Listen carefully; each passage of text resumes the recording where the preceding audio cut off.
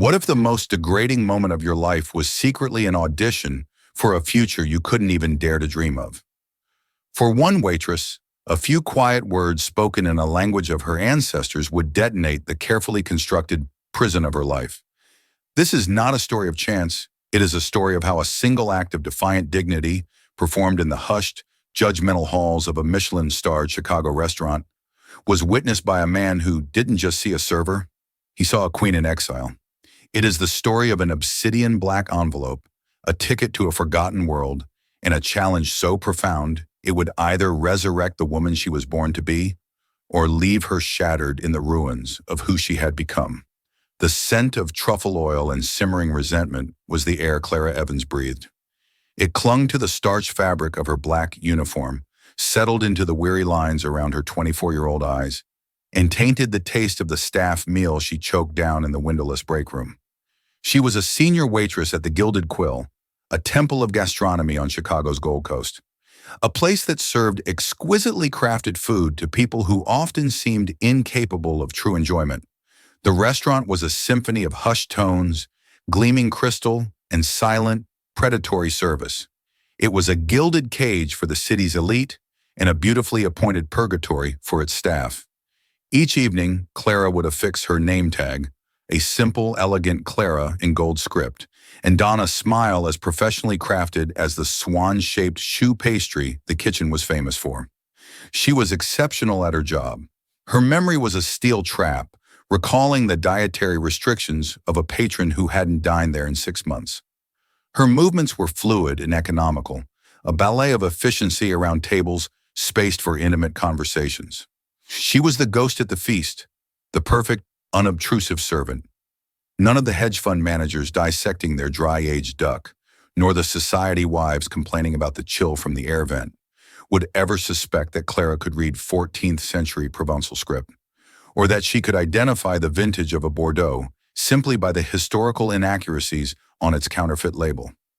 No one knew that just 3 years prior, she had been the most promising young scholar in the University of Chicago's paleography department, on a fast track to a fellowship at the École Nationale des Arts in Paris. Her life had been one of crumbling manuscripts, the smell of old parchment, and the thrill of deciphering the secrets of the past. Then came the diagnosis. Her grandmother, the woman who had raised her, the last of her family, was struck by a rare, degenerative neurological disease. The insurance ran out. The savings evaporated. The family's small, beloved antique bookstore, a legacy passed down through 3 generations, was sold to a soulless chain for pennies on the dollar to cover the astronomical medical bills. Clara's dream didn't just dissolve, it was brutally liquidated. She traded the hallowed halls of the university library for the polished floors of the Gilded Quill. Her fellowship application replaced by a W-2 form. Paris became a forbidden word, a pang of grief for a life that felt like it belonged to a ghost. "Clara, pick up! Table 12, hissed Jean-Pierre, the imperious maître d', his voice a venomous whisper. "And the gentleman at 7 is complaining about the condensation on his water glass again." Clara took the silver tray, the weight of it familiar in her hands. "Thank you, Jean-Pierre." Table 7 was her personal cross to bear this evening. Marcus Thorne, a real estate developer whose face was a permanent fixture in the city's gossip columns, was holding court. He was in his late 40s, with a tan that looked lacquered on, and a suit that cost more than her grandmother's last round of medication.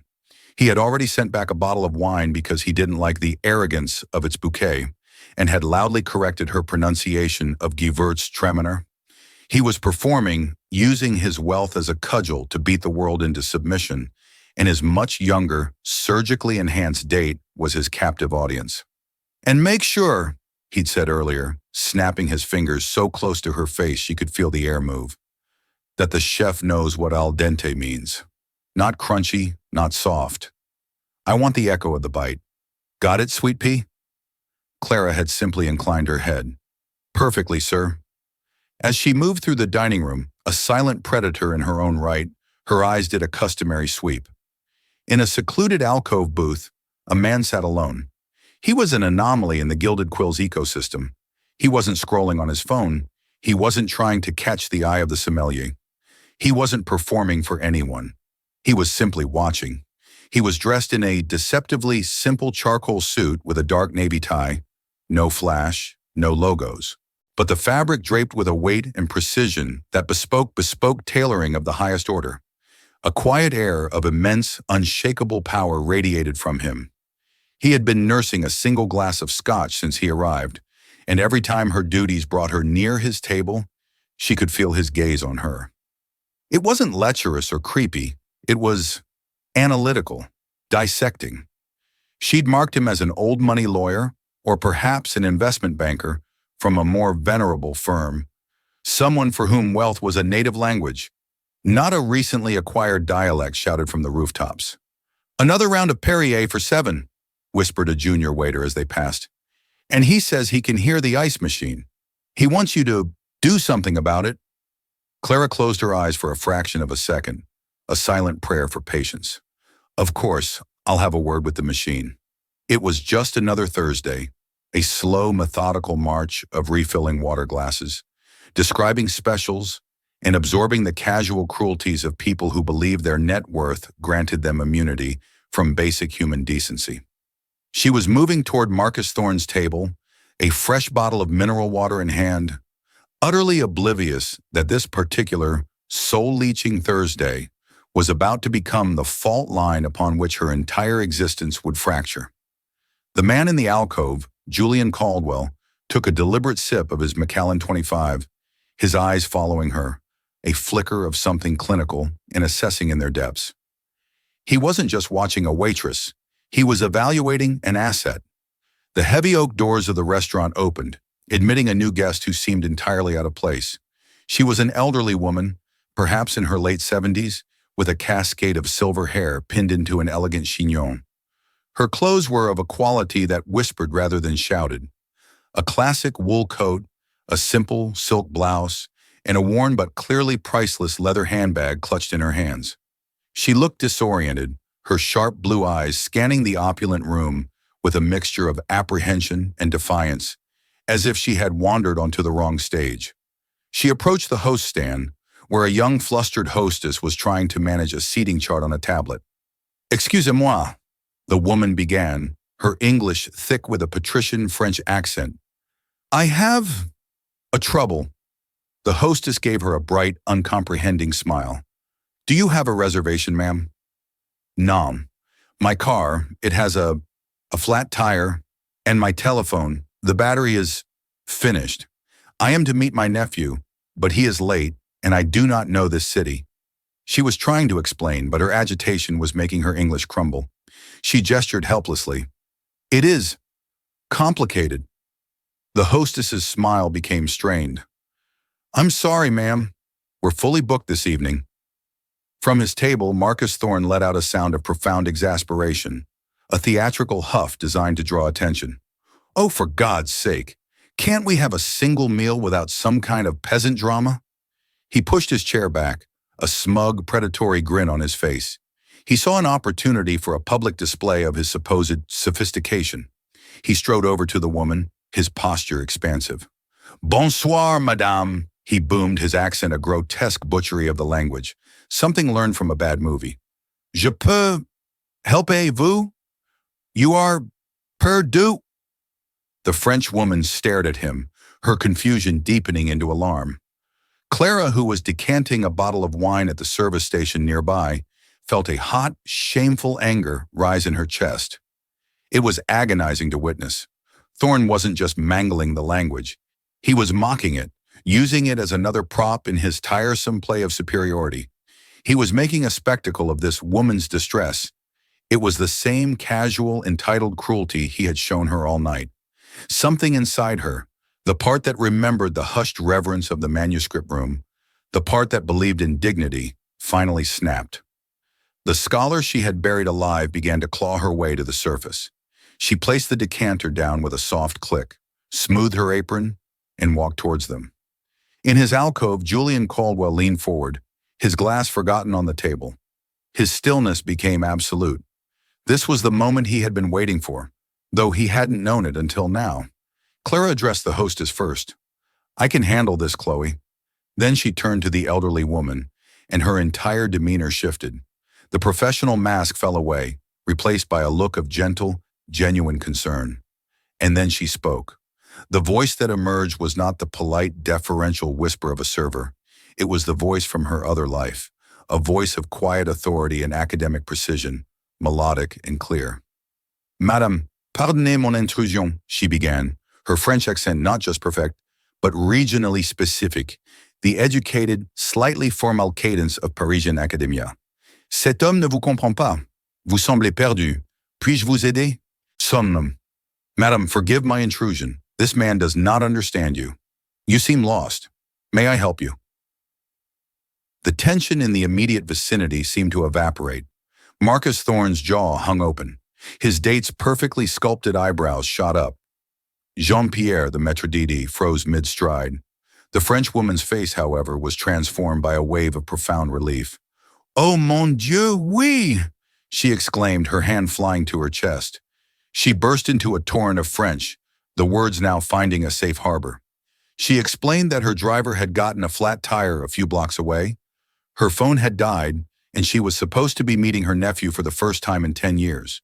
He was flying in from San Francisco and was meant to meet her here, but she was now late and had no way to contact him or the car service. Clara listened with serene patience, nodding, her expression conveying complete understanding and empathy.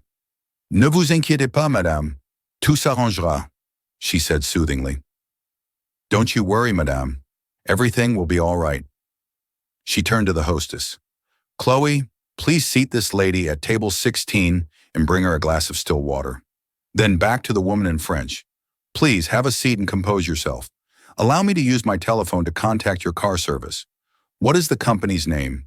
And if you give me your nephew's name, I can have our staff watch for him. While the woman who introduced herself as Madame Dubois retrieved a business card from her handbag, Clara turned to face Marcus Thorne. His face was a thunderous mask of puce, a cocktail of pure fury and public humiliation. If you'll excuse me, sir, Clara said, her voice reverting to its cool, professional tone, the waitress mask perfectly back in place. I will go and speak to the ice machine about its volume now. She didn't wait for his response. She walked away, leaving him standing there, utterly neutered in front of his date in half the dining room. From her own pocket, she used her phone, quickly sorting out the car service. A new car was only 10 minutes away. She then spoke to Jean-Pierre, providing the nephew's name and description. Madame Dubois was effusive in her gratitude, trying to press a $50 bill into Clara's hand. Clara gently folded the woman's fingers back over the bill. C'est mon plaisir, madame. J'espère que vous retrouverez votre neveu sans plus de soucis. Bonne soirée. It is my pleasure, madame. I hope you find your nephew without further trouble. Have a good evening. As Madame Dubois was comfortably settled at her table, a wave of defiant satisfaction washed over Clara. For a fleeting moment, she felt like herself again. She had forgotten the quiet power that came from her knowledge. She went to clear the appetizers from Thorne's table. He and his date were gone. On the table, beside a bill for over $400, was a single insulting penny. She wasn't surprised. What did surprise her was that the man in the alcove booth was also rising to leave. As he slipped on his exquisitely tailored coat, he caught her eye. He gave her a slow, deliberate nod, and his look was no longer just analytical.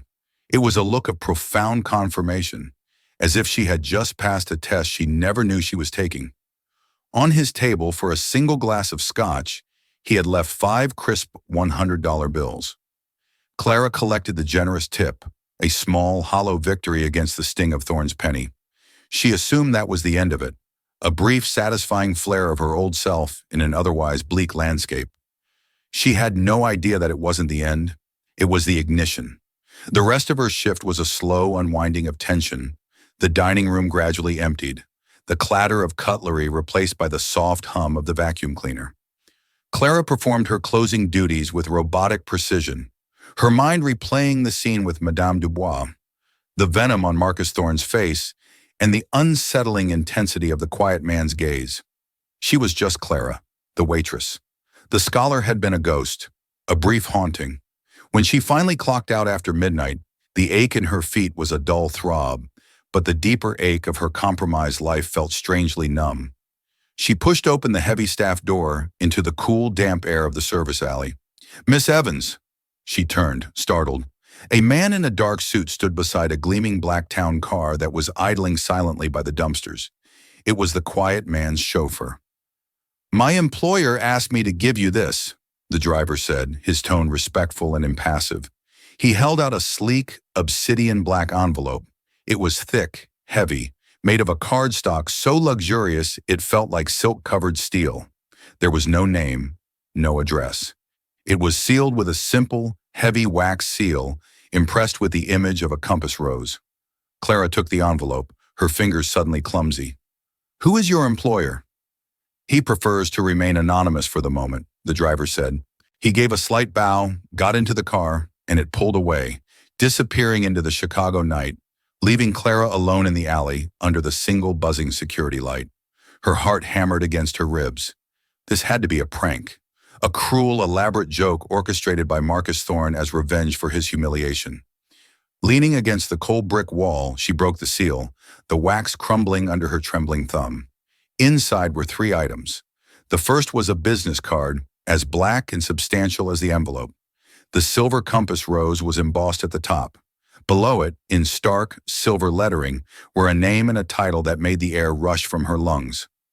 Julian Caldwell, CEO, Caldwell Industries. Caldwell Industries wasn't just a company, it was a modern empire, a global logistics and private equity firm known for its aggressive, almost prescient acquisitions. Julian Caldwell was a legend in the financial world, the scion of an old money dynasty who had taken the family's considerable fortune and multiplied it tenfold. He was famously private, a phantom who rarely gave interviews or appeared in public. That was the man from the alcove. The second item stole her breath entirely. It was a thick folder, and on the first page was a reservation confirmation for a private flight on a Bombardier Global 7500, scheduled to depart from a private airfield in DuPage County the next day at 11 a.m. Destination, Bordeaux-Marignac Airport, France. The passenger's name was listed as Clara Evans. Tucked inside the folder was the third item, a small, handwritten note on matching black stationery. The script was angular and decisive, penned in silver ink. Miss Evans. Expertise should not be wasted on placating fools. A mind like yours belongs in a library, not a restaurant. You handled 2 difficult situations tonight, one with grace, the other with a dignity that bordered on defiance. I value both. There is a family-owned vineyard in Bordeaux, Chateau du Bois, that my company wishes to acquire. Its matriarch is difficult. She has rejected all of our conventional approaches. That matriarch was the woman in the restaurant tonight. You accomplished in 5 minutes what my best teams have failed to do in 5 months. You earned her trust. I am not offering you a job. I am offering you a test. A car will be at your address tomorrow at 9 a.m. Be in it. This is not a whim. It's a calculation. J.C. Clara read the note 3 times, her mind refusing to process the words. The alley seemed to sway, the city's distant sirens fading into a dull roar. A prank?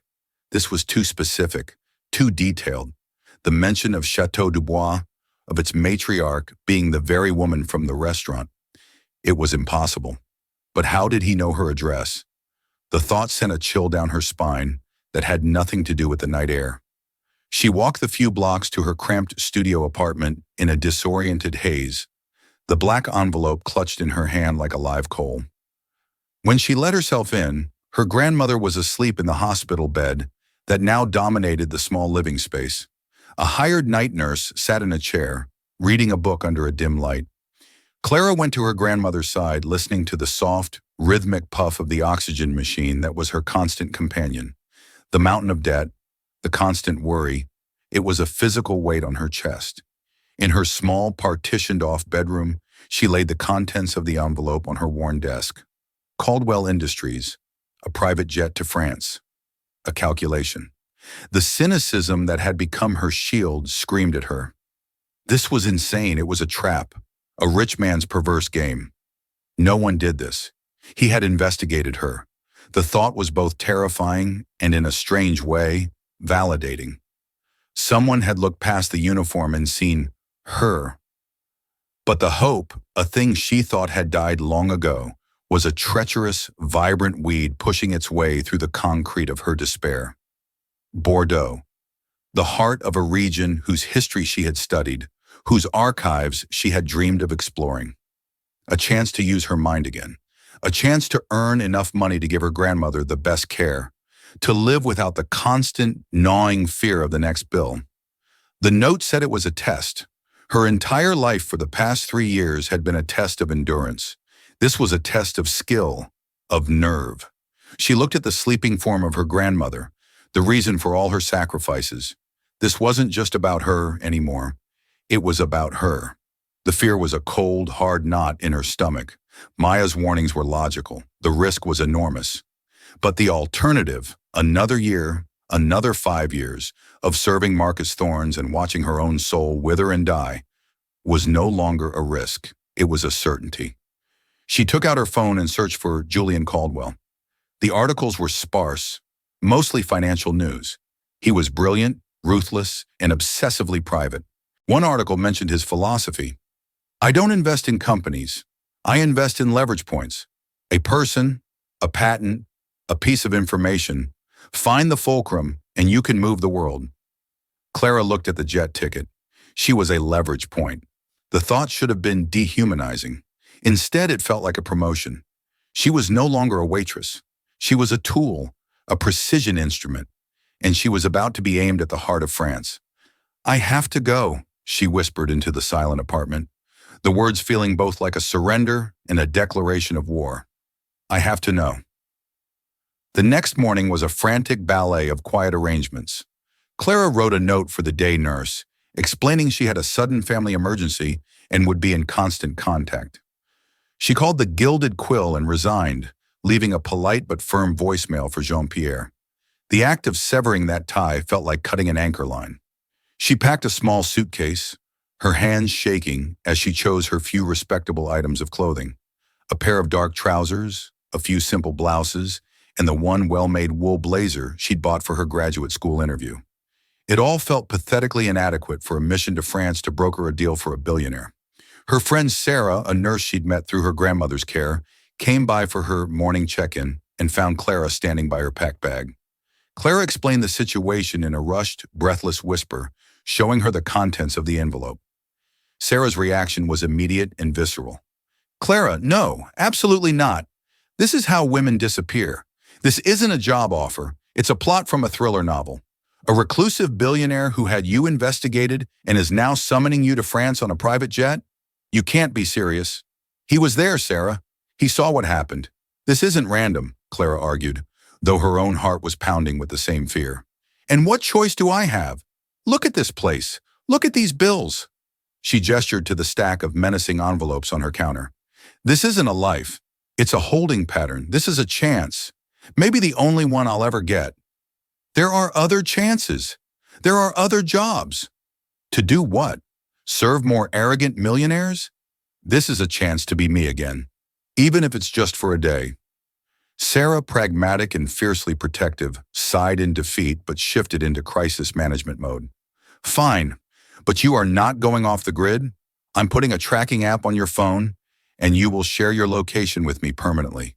You will text me when you get in the car, when you get on the plane, when you land, and every 2 hours after that. If I miss a single check-in, I am calling the State Department. I am not kidding." "I promise," Clara said, hugging her friend tightly. "I'll be careful." At precisely 9 a.m., a Lincoln Navigator, its tinted windows as black and opaque as the envelope, glided to a stop in front of her modest apartment building. A driver in a severe black suit stepped out. He didn't say a word, simply held the rear door open for her. Her name was never spoken. It was assumed. The ride to the private airfield was a silent, surreal journey through a world she had only ever seen from the outside. They bypassed the commercial chaos of O'Hare, heading instead to a discreet executive terminal where the air hummed with the quiet thrum of immense wealth. And there on the tarmac, gleaming under the morning sun, was the Bombardier jet. It was a sliver of impossible technology, a testament to a level of freedom she couldn't comprehend. A flight attendant in a chic gray uniform greeted her by name at the top of the stairs. "Welcome aboard, Miss Evans. Mr. Caldwell has instructed us to ensure your flight is as comfortable as possible."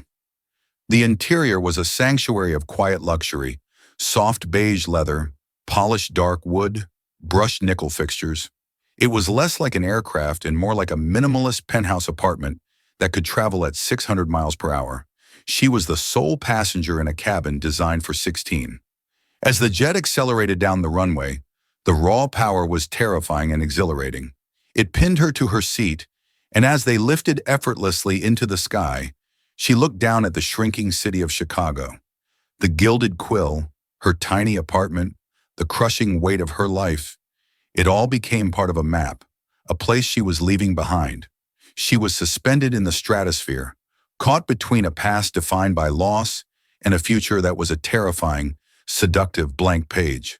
The flight attendant served her a lunch of seared scallops and risotto that would have cost a week's salary at the Quill.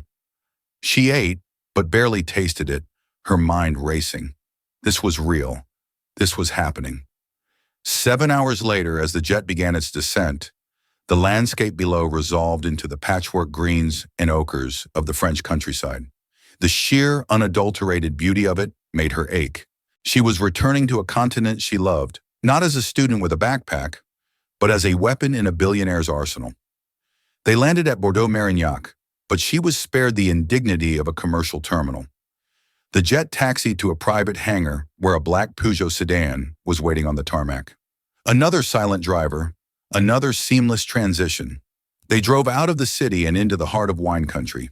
The late afternoon sun slanted across endless rows of grapevines, illuminating ancient stone farmhouses and grand chateaux that stood like silent sentinels of history. The car turned off the main road, passing through imposing wrought iron gates bearing a crest of intertwined grapevines. They proceeded down a long gravel drive lined with ancient plane trees, at the end of which stood a breathtaking 18th century chateau. It was a masterpiece of pale limestone and slate, its elegant facade glowing in the golden light. The driver opened her door. "We have arrived at Chateau du Bois, mademoiselle." Clara's legs felt unsteady as she stepped out. So this was the prize. This was the fortress she was meant to breach. The massive front door of the chateau swung open, and standing in the doorway was not a butler, but Julian Caldwell himself. He was dressed as he had been in the restaurant, in a simple dark suit, but he had shed the tie. Up close, she could see the sharp intelligence in his eyes, the almost imperceptible lines of exhaustion at their corners. He was younger than she had imagined, perhaps mid-30s. "Ms. Evans," he said, his voice a low, calm baritone that held no hint of surprise. "Clara, welcome to Bordeaux. I hope your journey was acceptable." "It was overwhelming," she managed to say, feeling utterly out of her element in the grand stone-floored entryway. "Mr. Caldwell, I still don't fully understand." "Clarity is a luxury we'll work towards," he said, a ghost of a smile playing on his lips. "But first, a complication. Madame Dubois was so impressed with your kindness that she has invited you, and only you, to dinner this evening. My sister believes it's a trap. I believe it's an opening. Your test begins in 1 hour." Before she could process this, a woman descended the grand curving staircase. She was older than Julian, exuding an aura of crisp, no-nonsense authority. She was dressed in a severe but impeccably tailored pantsuit, her sharp gaze sweeping over Clara with undisguised skepticism. "So this is her," the woman said, her voice clipped and dismissive. "The waitress gambit. Julian, this is absurd. We have teams of M&A specialists, and you've staked our opening move on a server you hired out of a restaurant." "Eleanor, this is Clara Evans," Julian said, his tone unwavering. "Clara, my sister, Eleanor Caldwell. She's the COO of the company and the voice of reason I occasionally choose to ignore." Eleanor gave Clara a curt nod, her handshake firm and brief. "My brother has a flair for the dramatic. He sees patterns where others see chaos. Let's hope for all our sakes that this time he isn't just seeing what he wants to see." She turned her sharp eyes back on Clara. "Madame Dubois is a formidable woman. She will eat you alive if she senses you are anything other than what you appear to be. What exactly are you supposed to be, Miss Evans? A good listener, I hope, Clara replied, her voice steady despite the tremor in her hands. Julian watched the exchange, his expression unreadable. A room has been prepared for you. I had some items sent over. I trust they will be adequate. We'll convene in the library after your dinner to debrief. The mystery was only deepening, and as a housekeeper led her up the stairs to a beautifully appointed suite overlooking the vineyards, Clara realized she had been dropped behind enemy lines with no map, no weapons, and no allies. This wasn't a test, it was a suicide mission. Clara awoke in a bed so vast and comfortable it felt like a cloud. Morning light, tinged with the green of the surrounding vineyards, filtered through the tall windows of her suite. The events of the previous night played back in her mind like a fever dream. The dinner with Madame Dubois had been a masterclass in psychological chess. The old woman had been charming, witty, and relentlessly probing. She had asked about Clara's family, her education, her life in Chicago, all in French. She never once mentioned Julian Caldwell or his company, but the entire conversation was an interrogation, a delicate search for the truth of who Clara was. Clara had answered honestly, speaking of her grandmother, her abandoned studies, and the history of her family's bookstore. She spoke of her love for old books and the stories they held. She could feel Madame Dubois weighing every word, searching for any hint of a corporate script. By the end of the evening, the old woman had simply patted her hand and said, "You have an old soul, my child. It is a rare thing these days." It wasn't an acceptance, but it wasn't a rejection either. Now, dressed in a simple silk blouse and tailored trousers that had been laid out for her, part of the wardrobe Julian had mysteriously provided, she made her way to the chateau's library. It was a magnificent two-story room lined with ceiling-high shelves of leather-bound books. The air smelled of old paper, beeswax, and wood smoke from a small, crackling fire in the hearth. Julian and Eleanor were there, standing before a large table covered in maps and documents. Eleanor, holding a tablet, immediately went on the offensive. "She charmed you," Eleanor stated, not looking up from her screen. "Geneviève Dubois is a professional charmer. It's how she has kept corporate raiders at bay for 40 years. She flatters, she disarms, and then she dismisses. What did you actually accomplish?" "I listened," Clara said simply. "We talked about her great-grandfather, who founded the vineyard. We talked about the phylloxera epidemic in the 1880s. We talked about the specific blend of grapes she uses in her premier cru." Julian looked up from a map, his gaze sharp. "And what did you learn?" "I learned that she sees this chateau not as a business, but as a living entity, a relative. She sees a sale not as a transaction, but as a betrayal of the dead," Clara explained. "She believes a company like Caldwell Industries, a company that deals in logistics and code, could never understand a legacy that is rooted in soil and blood." "Sentimental nonsense," Eleanor scoffed. "It's a negotiating tactic. She wants to drive up the price." "No, I don't think it is," Clara countered, her confidence growing. "In her study, she has all the vineyard's original ledgers. I saw them. They date back to the 1790s. The history is everything to her. Your offer, your language, it's all about the future. You haven't shown any respect for the past." Julian was silent for a long moment, studying Clara. "The past," he mused. "Our research teams have compiled a complete history. We know every owner, every vintage, every award." "You know the fact," Clara said, stepping closer to the table. "But you don't know the story. There's a difference." Eleanor let out an exasperated sigh. "This is a waste of time. We have a meeting with her and her board, which consists of her two equally difficult sons, in 2 hours. We are going to present our final offer, which is more than generous. If she rejects it, we move on. The market is full of other vineyards."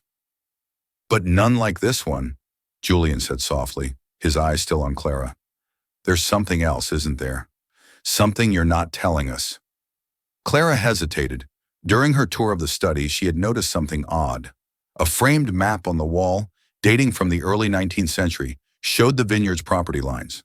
But in the oldest ledger, she had seen a hand-drawn sketch from the 1790s that showed a small, additional parcel of land, marked with a peculiar symbol. The symbol was familiar to her from her studies. It denoted a terroir d'exception, a plot of land with unique geological properties, officially recognized by royal decree. That parcel was not on the modern maps. "There's a discrepancy in the historical records of the property," she said carefully. "A piece of land that seems to have vanished from the official surveys." Eleanor rolled her eyes. "A clerical error from 200 years ago is not going to close a nine-figure deal, Miss Evans. Let's focus on the present." The meeting was held in the chateau's formal dining room. It was a bloodbath. Eleanor, taking the lead, delivered a flawless, logical presentation. She spoke of global distribution networks, of capital investment in new technology, of securing the chateau's financial future for generations to come.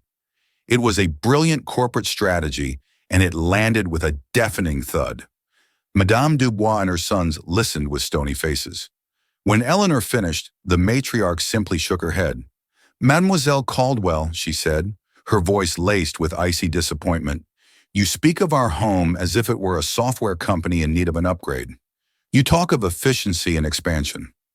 My great-grandfather did not stare down a plague that destroyed half the vineyards in Europe so that his legacy could be scaled. The answer is no. This discussion is over." A stunned silence fell over the room. Eleanor's face was pale with fury. The lawyers from their team began shuffling their papers, defeated. It was a complete and utter failure. This was it. Clara's chance was over. She would be on a plane back to Chicago, back to the Gilded Quill by nightfall. But as Madame Dubois made to stand, a desperate idea, born of her scholarly instincts, seized Clara. She saw the old ledger in her mind's eye, the faded ink, the strange symbol. "Madame Dubois," Clara said, her voice cutting through the tense silence. Everyone turned to look at her, the insignificant waitress at the end of the table. Julian's eyes widened slightly, giving her an almost imperceptible nod. "Permission." She stood, her heart hammering. She spoke in French, her tone not one of negotiation, but of academic inquiry. "Madam, forgive me. Before you go, could you indulge a scholar's curiosity? In your oldest ledger, there is a map.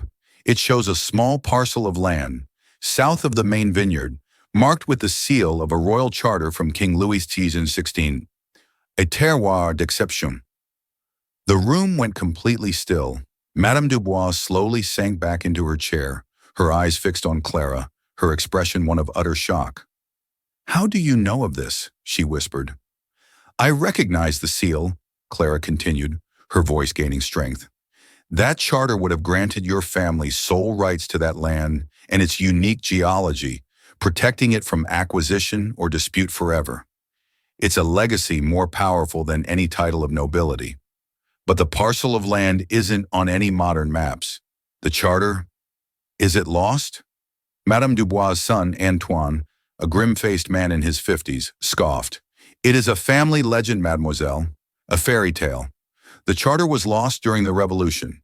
The land was likely absorbed by our neighbors generations ago." "A legend is just a history that has lost its proof," Clara said, her eyes locked with Madame Dubois. She was gambling everything on a scholar's hunch. "But the proof is sometimes hiding in plain sight." "Ledgers, madame. Your library is full of them. A royal charter from that era would not have been a grand, scrolled document. For safety, it would have been bound into an unassuming book, disguised as something mundane, something like a vineyard's financial ledger." The implication hung in the air, electric. Geneviève Dubois stared at Clara, her mind clearly racing back through the generations of stories, through the countless hours spent in her study among her family's books.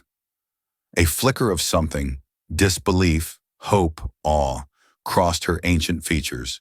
She stood up, her movements suddenly energized. "Venez," she commanded. "Come." She led them, not just Clara, but a bewildered Julian and a thunderstruck Eleanor, out of the dining room and into her private study. She walked to a glass-fronted bookshelf and pointed a trembling finger. "The ledgers from the first generation. They are all there." Clara's hands were surprisingly steady as Antoine retrieved the heavy, leather-bound volumes. There were 3 from the correct period. She opened the first one, financial records. The second, the same. But as she opened the third, she knew. The paper was different, thicker, more fibrous. The ink was darker. The first few pages were indeed records of grape harvests and cask sales. But then, tucked between a page detailing the sale of wine to a local aristocrat and one tallying the cost of new barrels, was the document. It was written in the elaborate formal script of the Ancien Regime, and at the bottom was the unmistakable, faded but still legible signature of Louis XVII and the heavy embossed royal seal. It was the charter. It granted the Dubois family and their descendants, in perpetuity, ownership of the small 3-hectare plot of land, a unique geological anomaly whose limestone-rich soil was unlike any other in the region. "My God," Julian breathed, staring at the document. Eleanor was speechless, her corporate certainty utterly shattered. Clara ran her finger gently over the faded script. "It's here. It's been here all along." She looked at Madame Dubois, whose eyes were filled with tears. "Your legacy isn't lost, Madame. It was just waiting to be read." The discovery of the charter changed everything. It was not just a historical curiosity, it was a legal atomic bomb. The lost parcel of land, which had been fallow for decades and considered part of a neighboring property, was indisputably theirs, and its unique soil composition, as confirmed by a frantic series of geological tests Julian commissioned, made it arguably one of Saluto, the most valuable unplanted vineyard plots in the world. The value of Chateau Dubois hadn't just increased, it had become almost priceless. Marcus Thorne, the odious developer from the restaurant, was by a twist of cruel fate the principal owner of the neighboring property. He had been trying for years to acquire the chateau through aggressive lowball offers, assuming its value was limited. The charter had not only resurrected the Dubois family's claim, but had also exposed Thorne's attempts to devalue their land as legally baseless. The news would ruin him. It was a justice so poetic, Clara could only marvel at it. The negotiation was no longer an acquisition, it became a partnership. Caldwell Industries would provide the capital to cultivate the new plot and modernize distribution, but the Dubois family would retain majority ownership and complete creative control. Geneviève Dubois had one non-negotiable condition. Clara Evans was to be appointed as the Director of Historical Heritage for the new joint venture. She would be the guardian of the chateau's legacy, the bridge between its storied past and its technological future. That evening, Julian found Clara standing on a balcony overlooking the vineyards, the setting sun painting the sky in shades of rose and gold. For a long time, they stood in a comfortable silence, the air thick with the scent of damp earth and distant wood smoke. "You did it," he said finally, his voice filled with a genuine admiration that went beyond a mere business victory. "I bring in an army of lawyers and financial analysts, and you defeat them all with a 300-year-old piece of paper." "I just read the book," she replied softly. "It was all there." "I brought you here as a tool, Clara," he confessed, turning to face her. "A key to unlock a door I couldn't open. It was a cold calculation. But I was wrong. You're not a key. You're the architect. You didn't just open a door, you rebuilt the entire house on a stronger foundation." He extended his hand. "The position Madame Dubois created is yours, of course, with a salary and benefits package that will ensure your grandmother receives the best care in the world for as long as she needs it. All of it." This was the moment, the fairy tale ending, the reward for her impossible gamble. But the woman who had walked into that restaurant a few days ago was not the same woman standing on this balcony. The scholar, the fighter, the woman of value. She was fully awake now. She looked at his outstretched hand but didn't take it. "Thank you, Julian, but I have a counter-proposal." He raised an eyebrow, a slow, genuine smile spreading across his face. It was the first time she had seen him look truly relaxed, truly happy. "I should have expected as much. I'm listening." "I'll accept the position," she said, her voice firm and clear. "But I don't want it as a gift from you or a demand from Madame Dubois. I want to earn it. I want a performance-based contract, and I want to create a foundation funded by a small percentage of the profits from this new premier Quarrieu, the Dubois Charter Foundation. Its mission will be to help other small, historic family-owned vineyards and businesses digitize and preserve their archives. to find the lost charters in their own histories so they can never be bullied or bought out by men like Marcus Thorne. She was asking for more than a job. She was asking for a mission, a way to turn her unique skills into a shield for others like her family who had lost everything. Julian's smile widened. He dropped his hand and simply applauded, a slow, deliberate clap that echoed in the quiet evening air. A waitress from Chicago who I met less than a week ago is now creating philanthropic foundations and negotiating legacy clauses in a multi-million-dollar partnership, he said, shaking his head in wonder. My instincts are rarely this good. He looked at her, his analytical gaze gone, replaced by something warmer, something that looked suspiciously like respect. You have a deal, Director Evans, on all of it. Clara finally took his hand, and the handshake was not one of employment, but of partnership. It was the closing of a painful chapter and the explosive, brilliant beginning of a new one. She was no longer a ghost haunting the edges of her own life. She had found her voice, deciphered her own hidden script, and in doing so, had reclaimed not just her future, but her past. And as she looked out over the ancient land, she knew she was, at long last, finally home.